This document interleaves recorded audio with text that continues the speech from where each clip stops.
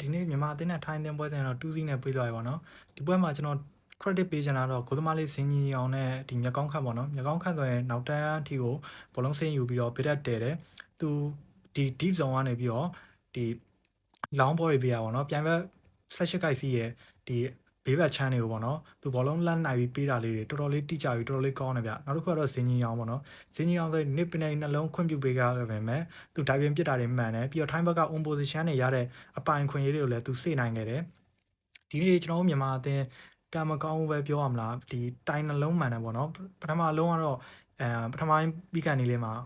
ဒီလွန်မိုးအောင်ပေါ့နော်မြေကောင်းခန့်အားပါတယ်ပေးတာကိုသူဘောက်ထက်မှာထိန်းလိုက်တော့တော်တော်လေးကိုဘောကွန်ထရိုးကောင်းတယ်ဗျာဘောလုံးကိုငြိမ်ချသွားတာပဲအဲ့ရနေသူကန်လိုက်တဲ့လုံးပေါ့နော်တိုင်မှန်သွားတယ်အားနဲ့ပထမပိုင်းပြီးသွားတယ်ဒုတိယပိုင်းမှာလည်း64မိနစ်မှာပေါ့နော်ဝင်းနိုင်ထွန်းဒီထိုင်းကစားသမား2ယောက်3ယောက်လောက်ကိုကြော်ပြီးတော့သူ cut inside နဲ့ကန်သွင်းလိုက်တာဒီဘားတိုင်ရဲ့အတွင်းထဲကိုထိပြီးတော့ဘောလုံးကပြန်ထွက်လာတယ်ပေါ့နော်overall ခြုံငုံပြီးပြောရရင်တော့မြန်မာအသင်းဒီနေ့ကောင်းတယ်ဒီ penalty နှလုံးပေးလိုက်ရတာလဲဒီ6မိနစ်မှာပေါ့နော်ဝင်းနိုင်ထွန်းဒီ bounce ထဲပေါ့နော် bounce ရဲ့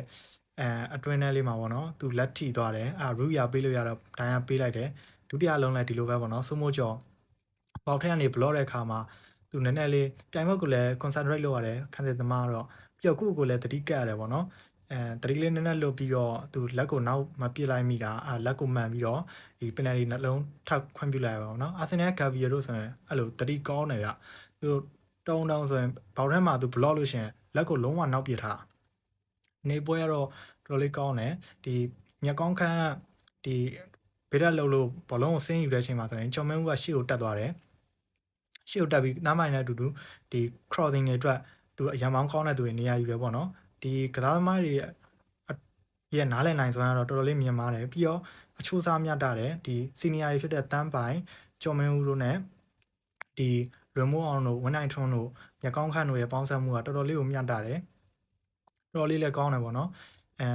ပြီးတော့ဂျူဝယ်တွေပေါ့နော်ဂျူဝယ်တွေမှာဆိုရင်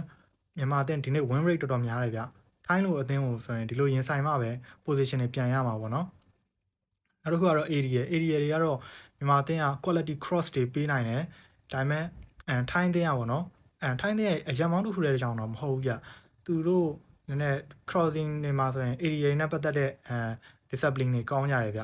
အဲ့တော့ထိုင်းအသင်းကအများကြီးရှင်းထုတ်နိုင်ခဲ့တယ်အားကြောင့်လည်းမြန်မာအသင်းကိုလည်းပြန်မရခဲ့တာပေါ့နော်နေပွဲတော့မြန်မာအသင်းကအဝေးကွင်းဆိုပေမဲ့တော်တော်လေးကို dominate လုပ်ပြီးတော့ကစားနိုင်တယ်တော်တော်လေးလဲ system ကျပြီးတော့တော်တော်လေးကောင်းတယ်ဗျဒီတိုင်းလာ consistency ရှိရှိနဲ့ဆက်သွားမယ်ဆိုရင်